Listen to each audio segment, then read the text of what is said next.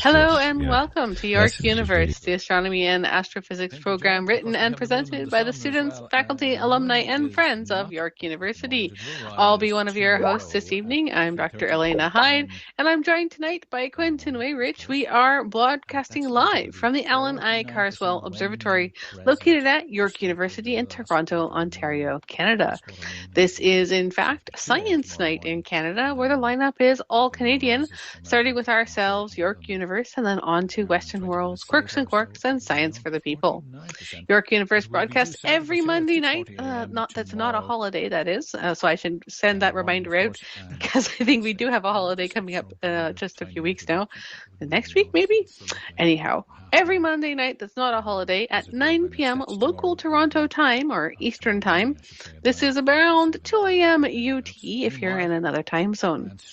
The York Universe production works in concert with our online public viewing program run by the Observatory team, which is running at the exact same time. That's right, 9 to 10 p.m. local Toronto time. And that means it's running right now. So head on over to our website, yorku.ca/science/observatory, and follow the links to OPV or online public viewing.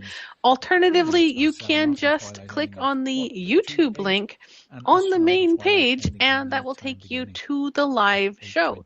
You can join in the chat, see some wonderful archival image, and talk to some of our astronomers. Our broadcast is powered by and in partnership with astronomy.fm, the voice of astronomy. For any questions or comments you have of our past shows, or if you have suggestions for future topics, please send us an email at observe@yorku.ca. Little side note, you can also connect with us on Twitter with our handle York Observatory or York Universe, and our Instagram at York U Observatory, and Facebook at Allan Carswell Obs. All of our programs and all of our content is free, but if you'd like to make a donation or buy a fabulous calendar, you can see that same website, yorku.ca/science/observatory. As is mentioned a little bit ago, it's already March, but it's not too late to get yourself a 2023 calendar with beautiful astrophotography imaging. So that's our little reminders, and we will be monitoring the chat room over on YouTube for questions. So if you're listening to this live, feel free to hop in and ask any questions you like. The weather is not terribly great tonight, unfortunately, I have to tell you. So I'm not sure what the chances of us seeing anything are. Our crew is currently posting archival images. Quentin, how's the weather where you are? Oh, well, it could be a lot better, but at least it's warm. It's about 3 degrees. It's overcast. I've had quite a few nights now where it's been nice and clear, and I've been able to see the stars as I go to bed, but tonight doesn't look like it's going to be one of them, unfortunately. No, and around the general Toronto area, it is fairly overcast tonight. I think we're looking at some pretty thick clouds and rain. I hear this is one of the signs of spring, so I guess we'll take this as good news. It does unfortunately mean that, of course, live imaging is probably not going to materialize tonight. But the YouTube channel for OPV is on right now, running along and answering and asking all kinds of fun questions. All right, so we have all kinds of fun things scheduled for our show today. We've got This Week in Space and Astronomy History. We have some fun news items, but I'm actually going to start us off with a little something different, because today is its own interesting day in history. This is the 27th of March, 2023, and this is a lovely 5-planet alignment happening. That's right, tonight, and also tomorrow night a little bit. This is a pretty fun alignment. If you do have clear skies, probably not in Toronto, maybe just outside somewhere else in Ontario, or maybe all the way over on the west coast. If you have clear skies, the 5 planets will align tonight, and tomorrow will also be pretty good. You've got Mercury, Jupiter, Venus, Mars, and Uranus just after sunset. This is a little bit of a tricky alignment, so I just wanted to call out to anybody who is trying to spot it. Jupiter and Mercury are very, very low in the west. They're following the sun down, and so right now at 9 o'clock, you probably cannot see them anymore. They're just down below the horizon, so you'll want to catch them tomorrow. But it's quite fun because, of course, Jupiter, being nice and bright, is left over from its conjunction with Venus. And it seems like just yesterday, but it was actually the 1st of March, which this is strangely, time and space do not match up when you're doing too many things, I guess. But we had the Jupiter and Venus conjunction back on March 1st. And that was pretty fun. And that was also cloudy, I might add. So we were able to catch it, I believe, the day before. Quentin, you caught this one the day after or something, right? No, not personally. I wish. I think we caught it the day before, if I'm remembering correctly, from the Malin cam at the 1 meter telescope. It was a separation of about 39 arc minutes, which means they were about as close to each other as the size of the moon in the sky, which is actually pretty small, all things considered. So it was a nice conjunction back on March 1st, and ever since then, Jupiter and Venus have been moving farther and farther apart. So tonight, right now, you'll still just see Venus and Mars in a line with the moon, actually. So the full alignment goes something like Mercury, Jupiter, Venus, Venus, Uranus, Moon, Mars. And Mars is sort of going to trade places with the moon in the next couple of days. And you can watch this because, of course, everything is moving in our solar system, including us. Over the next few days, you'll still be able to see this alignment, roughly speaking, and actually it's going to be pretty good all the way up until April Fool's Day on April 1st, where it's sort of like April Fool's, no more alignment. So that's a fun one. And it is a nice, bright set of planets to look out for, with the exception, of course, of Uranus, which is quite dim. So just as a little note, if you are out right now, the thing to look for is Venus and Mars with a lovely 39% waxing crescent moon sitting between them. The alignment's a little hard to spot, but even if you're in downtown Toronto and see the haze, you might be able to at least catch the moon. So you will not be able to see the planet Uranus. And actually, if you are even in the very darkest of skies, Uranus is just barely visible to the unaided eye. So you will be looking at getting some binoculars or maybe a small telescope out if you want to catch that one. Little call out, actually, these kinds of planetary alignments do show up every few years, but they're always ever so slightly different. And so it's quite fun to watch the celestial dynamics in action, so to speak. And because we were talking about the rain and, so we're getting rain now instead of snow in Toronto. Well, we are just getting done with the vernal equinox in the Northern Hemisphere, which means that in addition to the weather getting warmer and us starting to go into springtime, we actually have a planetary I suppose a planetary nebular parade of Messier objects coming viewable. So tonight, if you are out with binoculars and you do have a clear sky, it's not just a planetary alignment. You can actually look for Messier objects as well. So just to the left of Mars is M35, a lovely open star cluster, around 3,000 light years away. So it's pretty distant, and it's only about 175 million years old. And M35 is one of 110 Messier objects, which are just right now becoming sort of seasonally available. So we actually have a whole kind of sky party thing happening right now in astronomy. So it's a little bit of a manic Monday. We've got Messier objects, we've got Mars, we've got the moon, and over the next couple of weeks, we're going to get better and better Messier objects viewable.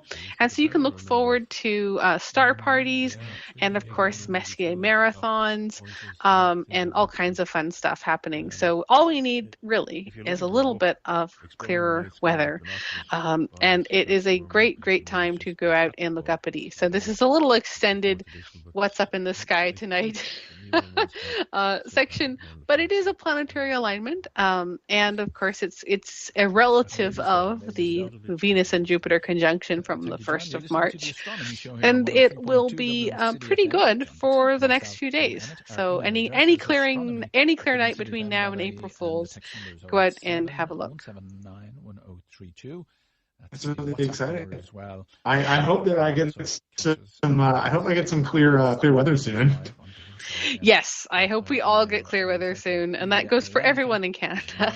It's all been far too cloudy this last winter, and if it's going to be clear, this is a particularly good time for it, of course, because you benefit more from clear weather when you have faint objects like Uranus and the Messier marathon objects, which are all assorted various deep sky objects, not very bright. You will need binoculars or a telescope to see them. So don't get those confused with the planets. All right, so I think that is all I had to say about the planetary alignment. Very exciting, happening today, tomorrow, the next day, all the way through to April 1st, and after that, you'll still have Mars. So moving into our next sort of section, this is a little bit of history for today. We'll go ahead and go to general space and astronomy history on this day. And Quentin, that gets us to your first object. And then they take them out nice and gently and plunk them onto the... Yes, well, you mentioned the Messier catalog. So today is the birthday, the 96th birthday of George Abel, who was, of course, the creator of another well-known astronomical catalog, the Abel catalog. So 96 years ago today, on March 27, 1927, the American astronomer George Ogden Abel was born in Los Angeles, California. He completed his undergraduate, master's, and doctoral studies at Caltech, having initially gone there to study physics, but switching to the astronomy program when it was first introduced in his sophomore year. He was an observer on the National Geographic Society Palomar Observatory Sky Survey, and the work he did in this period led to several notable scientific advances. He's perhaps most famous for creating the Abel catalog, which I just mentioned, of 2,712 clusters of galaxies. He's also known for discovering the comet 52P Harrington-Abel with Robert G. Harrington. He also produced an additional catalog of 86 planetary nebulae, helping show that planetary nebulae come from red giant stars. And he studied the luminosity of clusters and demonstrated that they could be used to calculate relative distances. He was also a committed skeptic and gave a great number of lectures debunking popular pseudoscientific ideas. He died of a heart attack in 1983 at only 56 years old, taken too soon. Today, asteroid 3449 Abel and the George Abel Observatory in Milton Keynes are named after him, as is the aforementioned comet, Harrington-Abel. And more controversially, the Abel galaxy, which he discovered, was considered at the time to be a candidate for the most distant galaxy ever observed. However, subsequent observations have not been able to confirm this galaxy's distance or even its existence. It's possible that it may have just been an artifact of whatever he was using to observe it. Wow. Their optics back in the day were not quite what we're used to now. And of course, annual reminder to clean your telescope mirrors if you have them.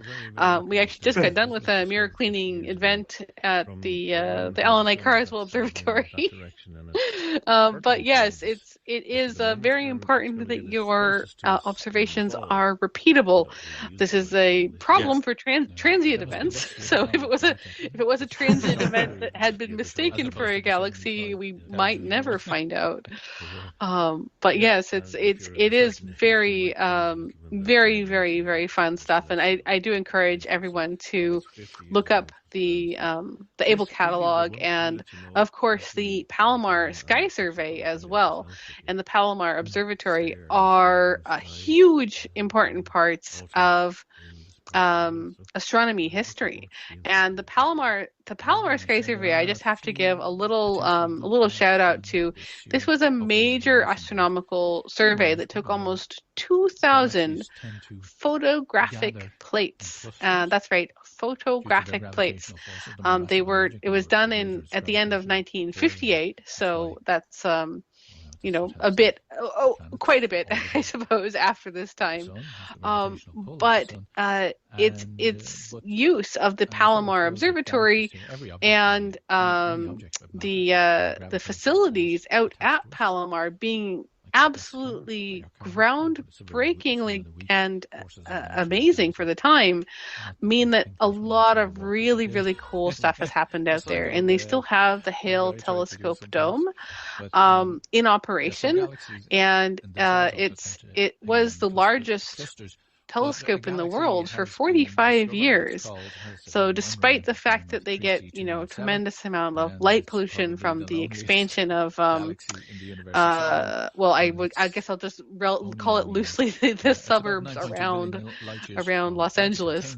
It is still an amazing place. So I very much recommend anybody who does get an opportunity to go down south and west quite a bit and visit San Diego in California to have a look at the Palomar Observatory, and have a peek around. They had a lot of Art Deco sort of design, and it's not only beautiful, it's historical, and there's a lot of really, really fun projects that happened out there. This was one of the projects that benefited, and of course the Palomar Observatory Sky Survey. It is still a major part of a lot of observatories, because those photographic plates have been digitized, and comparing those digital records allows us to actually have things like the ability to look for transients or things that have happened in the meantime. So it's a wonderful place. Anyways, we'll have to do a separate thing about observatories at some point. Well, that'd be fun. That'd be a great episode idea. Yeah, all about the observatories of the world. The trick would be, if I'm here, you'd have to stop me from just talking about our observatory for an hour. If I'm here, then I'd just be talking about the DDO the whole time. So. Well, okay, so you can have half, and there will be lots of time to talk about more observatories, and so I should probably get us to our next discovery. Now, this was not using the Palomar Observatory, our next discovery, but it was still a really interesting discovery in astronomy history. So I'm going to take us to 1966, March 25th, and we'll look at the comet Hyakutake. So this is a really interesting discovery, and the March 25th was the closest approach of this particular comet. This comet made huge waves in astronomy in 1996, and it was 1966. Am I getting my names wrong? Oh, I have the year wrong. 96. Oh boy, watch out! If you turn a 9 upside down, it turns into a 6. So watch out for your numbers, everybody. So this was in our relative lifetime, I did not get to see it. I didn't really know about astronomy at this point, but 1996 it was discovered in Japan by Huji Hayataki, and the comet has his name, so Comet Hayataki. This was a new comet, and when it was discovered, it wasn't particularly bright, but it got brighter and brighter the closer it got, and its peak brightness was 0th magnitude. So this was the brightest comet since Comet Hale-Bopp, I think. And it made a particularly close flyby of Earth on March 25th, 1996. Get my dates right. So this distance was only 0.1 AU, so fairly close on the grand scheme of things. Not close enough to be any danger to us, but close enough to get us a really, really good show. So there are many, many, many beautiful images of this comet. We have even radar observations of the comet.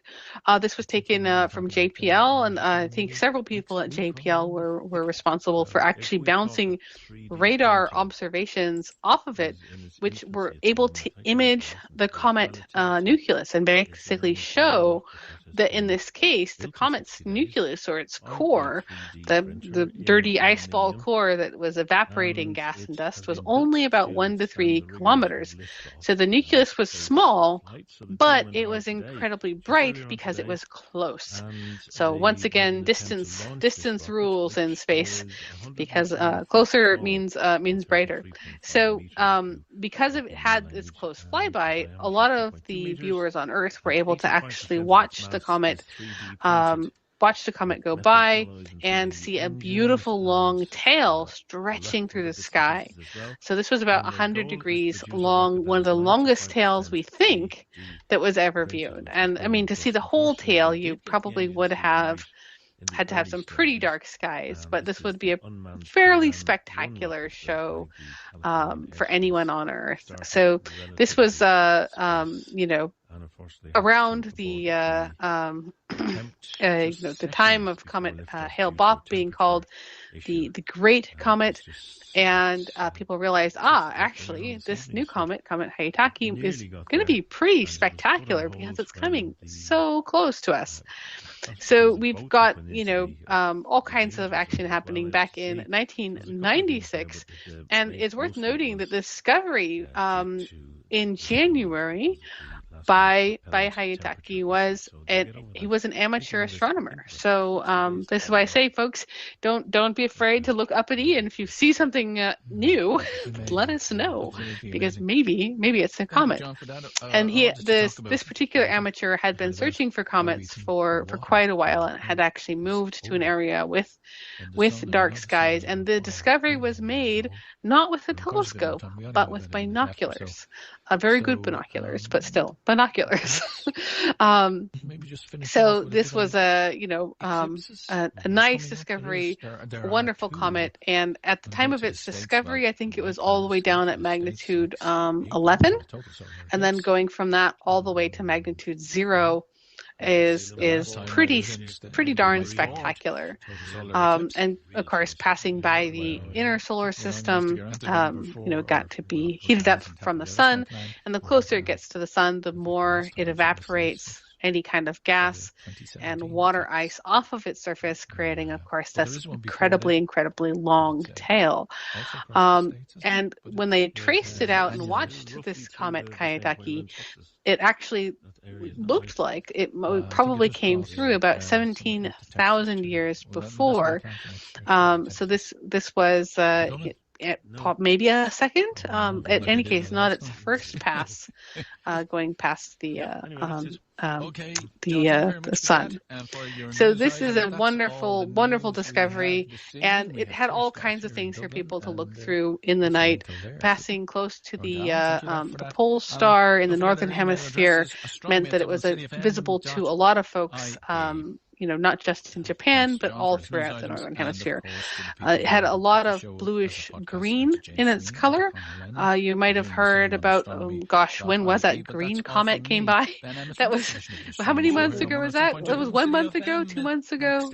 When did the green comet come by? You can tell us in comments. It was in January, I believe. That it was in January and early February that it was most visible from Earth. Yeah, that was the comet. Discovered back in 2022. Yeah, C2022 E3. I think you're right. It probably it was something like January, February, something like that. And it was pretty good in February was the deal.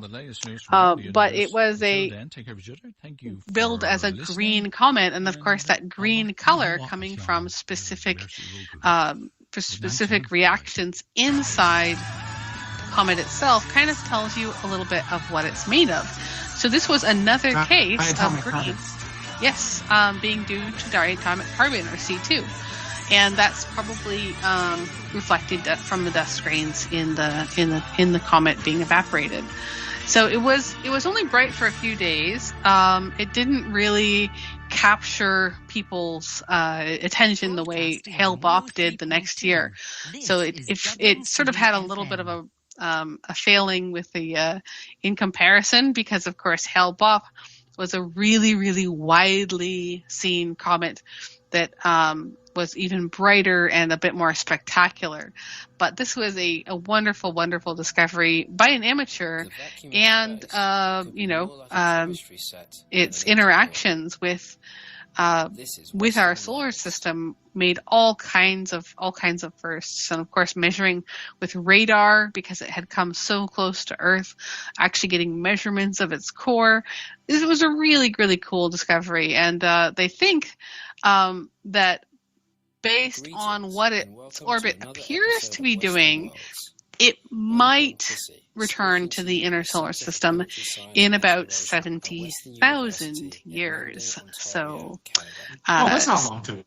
Set your great somebody's calendar alert, because updating my calendar as we speak. Yes, Comet Hyakutake. All right, so speaking of interesting astronomy and interesting discoveries, I think I'm going to pass this next one on to you, Quentin. This is a fun one. I like this. So March 28th, so tomorrow, is the anniversary of the day that Sir Fred Hoyle first coined the term Big Bang. So on March 28, 1949, the astronomer Fred Hoyle coined the term Big Bang. And Hoyle himself was actually a critic of the Big Bang theory. He rejected it in favor of a quote-unquote steady state model of the universe. So in other words, Hoyle accepted the expansion of the universe. There was a lot of good evidence for this, like redshift, for example. But he didn't think that this meant that it had a beginning, the singularity. He believed that the universe was eternal and unchanging at the largest scales, which meant that in order to compensate for the motion of galaxies drifting apart over time, new matter needed to continually come into existence within the voids between galaxies. So during a talk on BBC Radio, Hoyle discussed the theory he was arguing against, and he said, these theories were based on the hypothesis that all the matter in the universe was created in one big bang at a particular time in the remote past. This was the first time the word Big Bang had been used to refer to the origin of the universe, and Hoyle received a lot of criticism from other astronomers like George Gamow for using it. And they said that he was poisoning the well by referring to the theory with such sensational language. For his part, Hoyle denied that he was trying to be insulting with his description. And as we all know, the term eventually did catch on, but not until the 1970s. By which point Hoyle's steady-state model had largely been rejected by the scientific community after the discovery of the CMB in 1964. Hoyle himself continued to reject the Big Bang until his death in 2001, comparing it to creationism. And while he proposed an alternative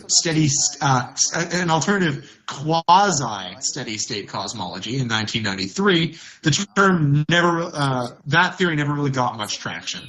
I think you can make a real argument that Gamow had a point when he criticized the word Big Bang for being insulting and overly simplistic. It's obviously catchy, but it does sometimes lead people to misconceptions about the Big Bang being like a literal, audible explosion that released material into pre-existing space. which is not what the theory says. And it's also worth noting that while Hoyle went a lot further in his criticisms than most, he's not alone in being uncomfortable with the idea of the universe having a beginning. Nowadays, many physicists treat the singularity as a point where the theory of general relativity is no longer able to give meaningful results about the universe, rather than necessarily a real phenomenon that did happen. A lot of physicists aren't comfortable saying that there was a point in time where the universe was infinitely small and dense. It's sort of got the black hole problem. At some point, our laws of physics break down, and everyone gets very uncomfortable. Or I mean, some people just make the simplification. But yes, it's a great sort of story from history, and it's a little reminder as well. Scientists are human beings, and sometimes, even in science, people just will not admit when they're wrong. Yeah. So, I was like, nope, he decided he wasn't gonna accept it, and it just didn't matter. So it's an interesting little point in cosmology, because there's still so much uncertainty around it, and a lot of times you hear, oh, the Big Bang Theory, the beginning of the universe, and people say it like they know what's going on. It's like, no, we don't actually know what's happening at the beginning of the universe. We have a lot of evidence saying that it used to be much more compact, and at a certain point we're not sure what happened, because it's so dense and so compact, the laws of physics that we have break down. So yeah, it's a mystery, which is great, but it's not a solution. And that, I think, I can understand why people would reject a mystery that doesn't have a solution. But it does explain an awful lot about what we see in the universe today. It's certainly. And this is still like a field that we're exploring. The story is far from over. Exactly. We're still throwing out all sorts of new theories. Who knows? In a few decades, we might find out that at T minus 0.0000050 zeros and 1, the mass of quarks spontaneously changed to some other value or something. Who knows what we could find out. And that's part of the fun. And that, I think, accepting that we don't know, but we do have a good explanation for the universe back to a certain time is, there's very strong evidence for it, and there's no other theory that could accurately take its place. So it's in the same boat as, I guess, black holes and dark matter and other things that we just were like, well, it seems to be doing this, and we don't have a better explanation, but we're looking for one. All right, so let me go ahead and actually do a little reminder here, because we're about halfway through, and you all are listening to York Universe, broadcasting live from the Allan Carswell Observatory, located at York University in Toronto, Ontario, Canada. If you'd like to join in right now and you're listening live and want to see the online public viewing images and chat, you can go over to our website, yorku.ca/science/observatory, click on OPV, or just click on any of the links that say YouTube. It'll take you to the live broadcast happening now, where they're over there, I believe, showing off archival images and discussing all kinds of things. So you are tonight listening to Dr. Elena Hyde and Quentin Wayrich, and we're currently discussing all kinds of fun things from astronomy history. So let's go ahead and jump back into it. I think I have the next one. So we're hopping around a little bit now, sort of covering various different discoveries that have been happening. Of course, the Big Bang being literally the entire universe. I can't really top that, so I'm not going to try. I'm going to instead just talk about a really interesting discovery we had back in 1807. So this is a while ago. On March 29th in 1807, an interesting object was discovered. This was the asteroid Vesta. So Vesta is also sometimes called a minor planet. It's one of the largest objects in the asteroid belt, but it's still not very big. It's smaller than our planet, or smaller than our Earth for sure, smaller than our moon. It's currently thought, that it might be the second largest asteroid just after the dwarf planet Ceres. So Ceres is definitely the largest thing out there in the asteroid belt between the orbits of Mars and Jupiter, and it was discovered back in 1801. And Vesta was discovered in 1807, so a few years later. And it's actually a kind of an interesting little story. So Vesta was discovered not just in 1801, but by an astronomer, Heinrich Wilhelm Matthias Olbers. And he was one of the, let me see if I get the name of this right, one of the 24 elite astronomers invited in 1800 to participate in a special group. And this group was known as the Celestial Police. I'm not kidding. So it was literally a strike team of astronomers called the Celestial Police. 24 of them. I'm imagining they probably had matching outfits. If they didn't have matching outfits, they definitely should have. But they were on the task because the Celestial Police were dedicated to finding new planets in the solar system. And this is kind of a fun little piece of astronomy history. Back in the 1800s, people were still people, but the attitude towards discovering new objects was a little bit different. So they basically founded this group in 1800, and a German astronomer sent out letters to a select group of astronomers saying, "We want you to dedicate yourself to finding what's called a missing planet," because they had determined through, of course, William Herschel, as we've talked before about on the show, William Herschel's discovery of Uranus, the first planet not known to the ancients, basically, needed to be discovered by looking for deviations in orbits. There had to be something missing in the gravitational interactions to account for it. They found the planet Uranus, and this discovery was fairly shocking, a new planet. And so in 1800, a specialized group was found to find objects that could account for deviations in sort of solar system orbits. And so the leadership of the group was undertaken by Wilhelm Olbers. He's the same Olbers from Olbers paradox. If you've heard of Olbers paradox in astronomy, that's the dark night sky paradox. Why is the night sky dark? Very fun. And he found several objects, and over the next few years, the group found quite a few things. So they found Ceres, they found Pallas, they found Juno, and they found Vesta. And of course, these asteroid belt objects of various different sizes,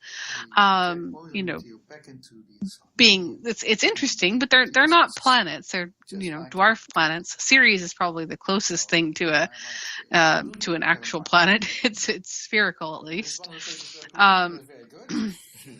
But Vesta was a really, really interesting really, really interesting little discovery. And the asteroid Vesta, about a year after the Celestial Police began their search, Olbers actually was observing from his house, which he had turned into an observatory, which sounds awesome. So he's literally living in an observatory. And he discovered Pallas in 1802, and then he discovered in 1807 Vesta. So the Celestial Police were continuing on in their discoveries. There's another astronomer called Harding. He found another object which he named Juno, and they all have names after Roman mythology, basically. So they ended up picking most of the names from Roman mythology, I believe. And these objects are all quite a bit smaller than our moon. Quite a bit smaller than our moon. So if you had Ceres in 1801, Vesta in 1807, Pallas and Juno were 1802 and 1804. And at first they thought that perhaps the Ceres and Juno were actually fragments of a former planet, but it turns out the asteroid belt is just full of stuff. It's just that most of it is really, really, really small. So Vesta being discovered was sort of the end of the Celestial Police's glorious apprehending of asteroids, shall we call it?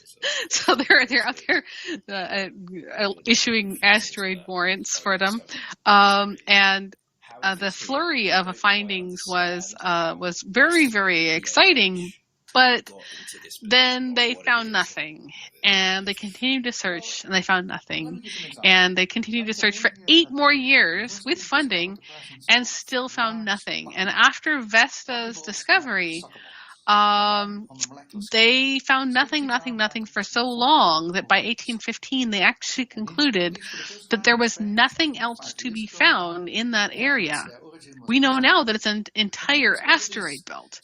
It's just that all of those things were too small, and it would take another 30 years after 1815 when they gave up for more objects to actually be found and for telescope technology to get good enough. So when you think Vesta, think of the Celestial Police, and bear a thought for those ancient astronomers using very small telescopes to try to find asteroids. Anyhow, lots of fun.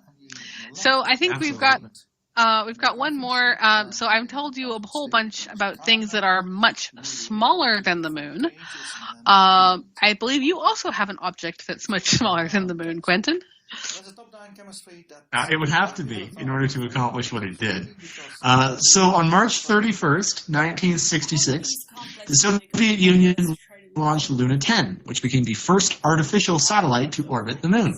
It was just one part of the extensive Luna program, which consisted of a series of uncrewed probes that were designed to fly past, impact, land on, or orbit the moon.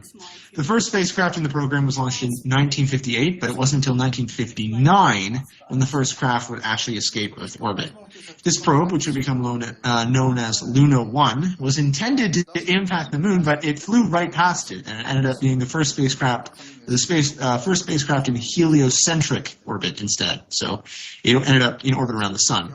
7 years later, the Soviets managed to put a probe in orbit around the moon as well.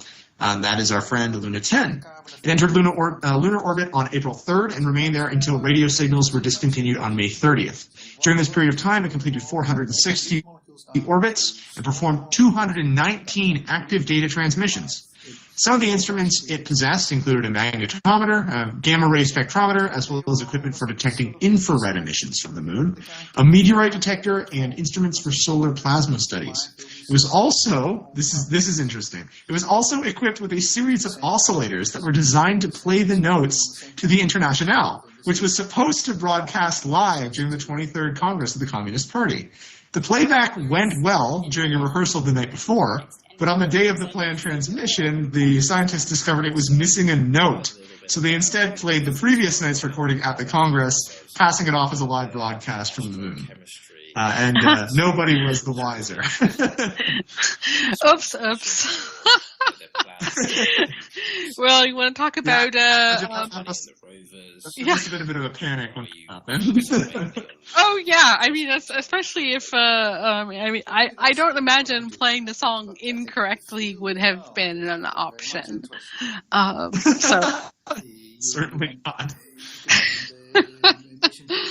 But yeah, it is funny as there are real cases of data being faked in astronomy and science, and they're always more interesting than just moon hoaxes.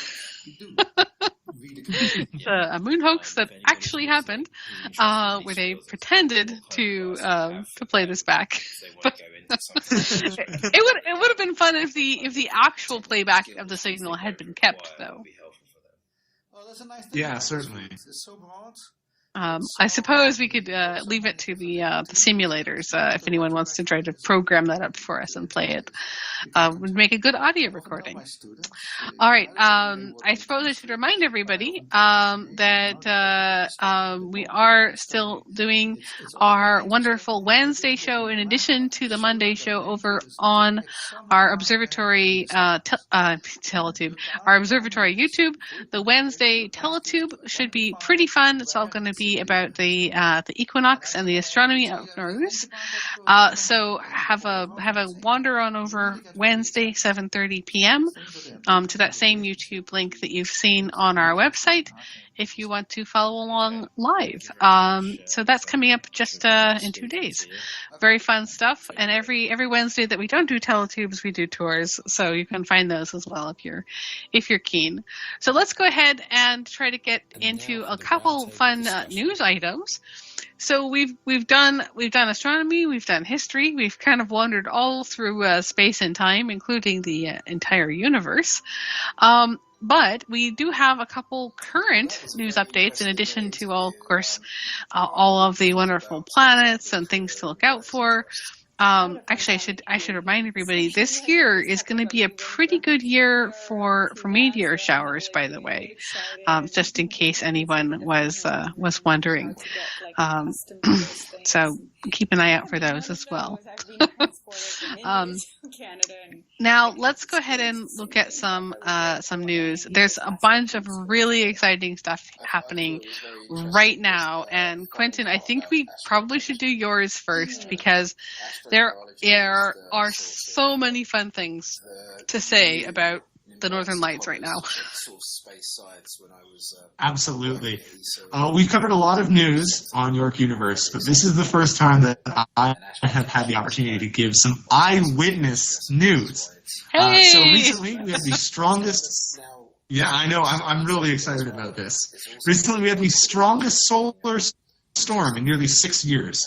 Last week, the Earth got hit by the strongest solar storm in nearly 6 years, which was ranked as a G4 on the National Oceanic and Atmospheric Administration's 5-point scale. So the sun is always releasing plasma and ions into space, which are dubbed the solar wind, and these interact with the Earth's own magnetic field and cause the auroras at the poles.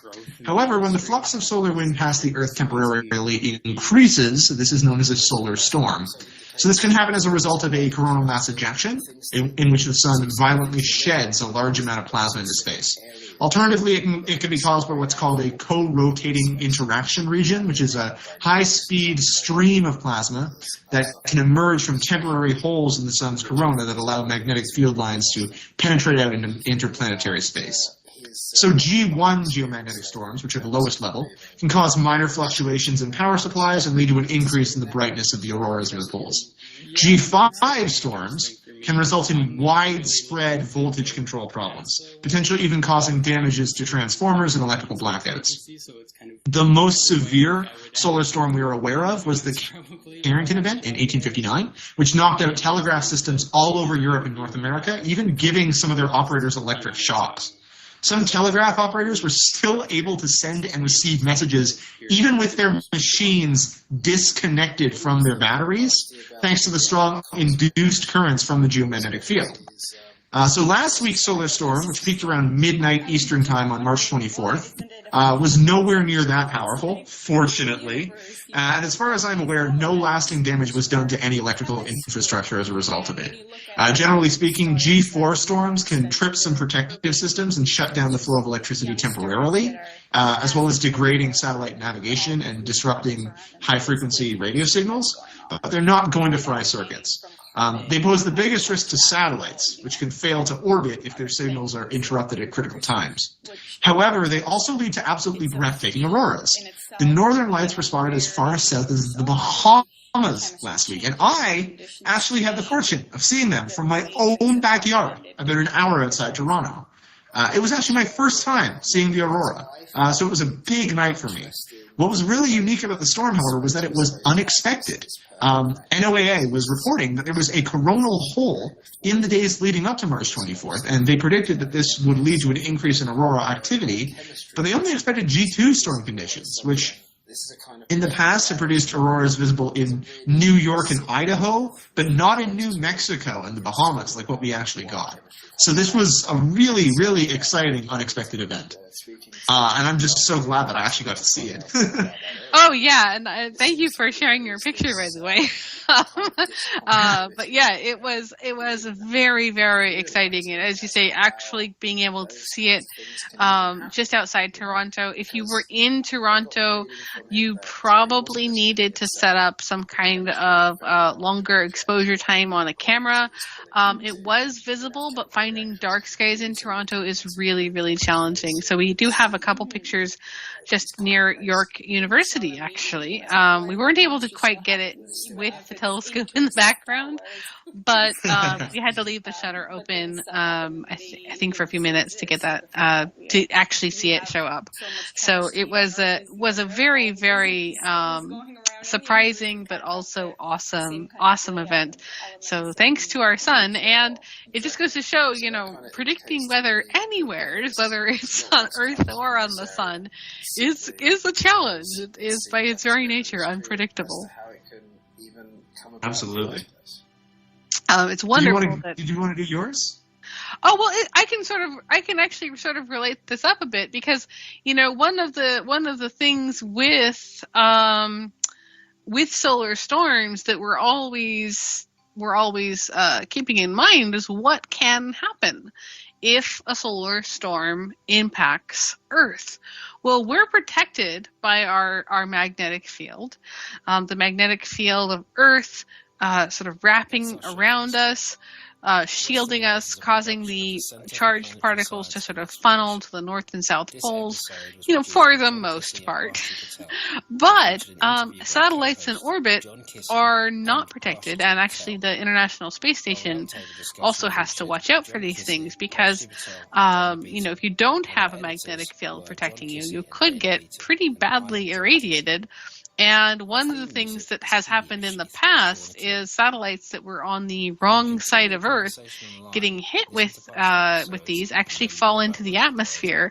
And I recall there was a solar storm not too long ago that destroyed about 100 or so Starlink satellites. I could be getting the numbers slightly wrong here. I think it was 40. Yeah. It was a large number. You do not want to hear that many satellites being destroyed all at once. Last year there was about up to 40 satellites lost in a solar storm, and I think there were other Starlink satellites destroyed in storms in the past. Right. But destroying 40 of them is actually not going to do us any good. And why do I say good? Well, it turns out that Starlink satellites are a bit of a light pollution hazard of their own. They are up in orbit, and they are getting in the way of our viewing of galaxies and stars and all that good stuff. So Starlink bombing of telescopes is nothing new, unfortunately. There are, what is the total number now? The total number of satellites launched by Starlink is a lot. I believe it's around 2,000 or so. But the total planned amount is something like 12,000. So we're at about 2,000 out of 12,000 deployed right now, as I recall. Again, keeping in mind I'm an astronomer, so I might be an order of magnitude off. But it's still a lot of satellites. We're not talking hundreds of satellites. We're talking thousands of satellites, and destroying mere 40s of them at a time with solar flares. They do claim that those satellites burn up in the Earth's atmosphere, so shouldn't be crashing down onto anyone's houses.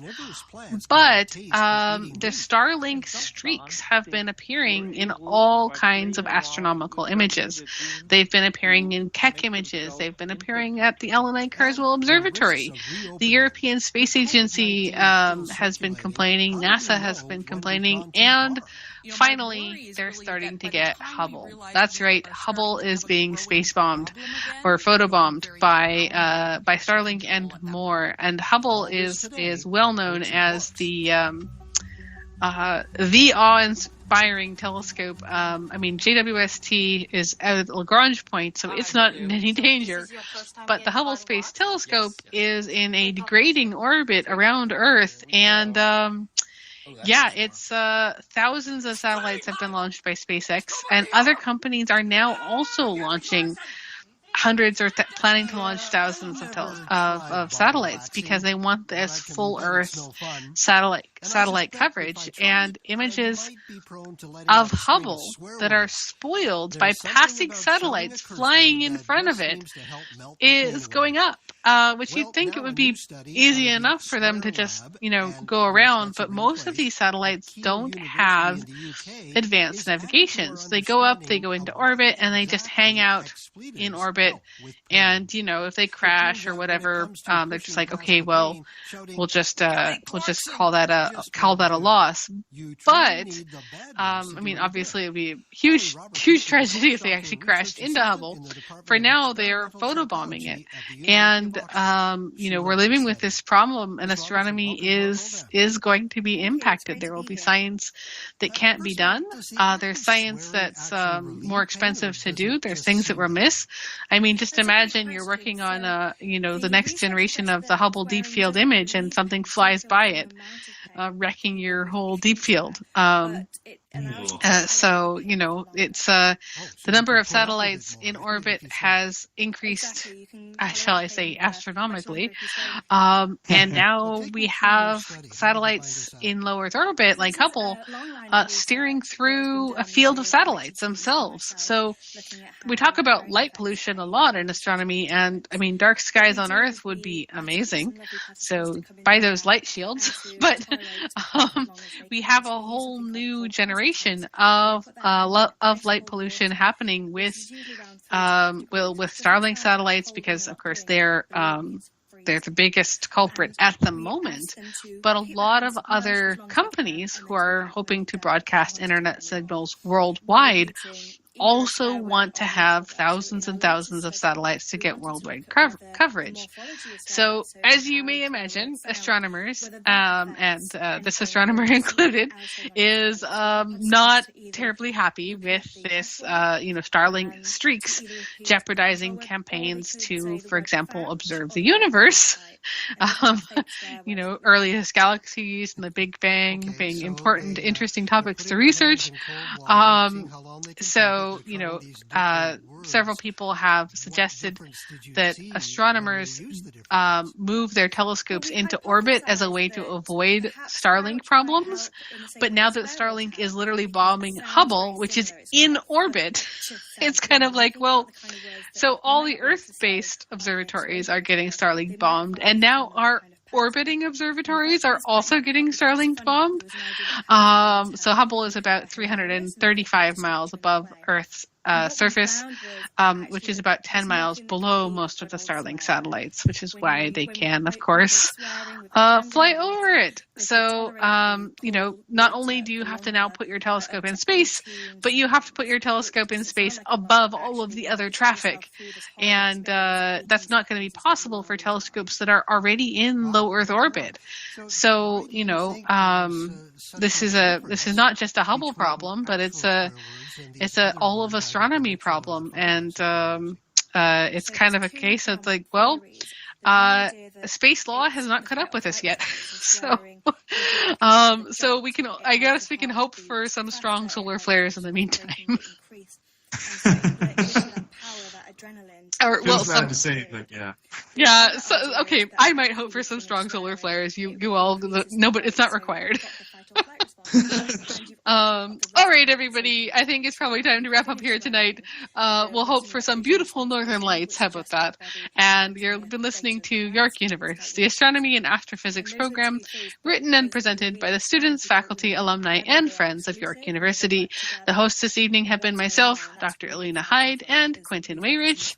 Stay tuned because it is Astronomy Night in Canada. Coming up next is Quirks and Quarks, Western World, and Science for the People. Just as a little update, of course, you can always find out more information about us at yorku.ca/science/observatory, or of course over on the Twitter, just find at York Universe or York Observatory. Thanks for tuning in to York Universe tonight, everyone. Clear skies of all kinds, and have a good night. Good night. I had a wonderful sample of 150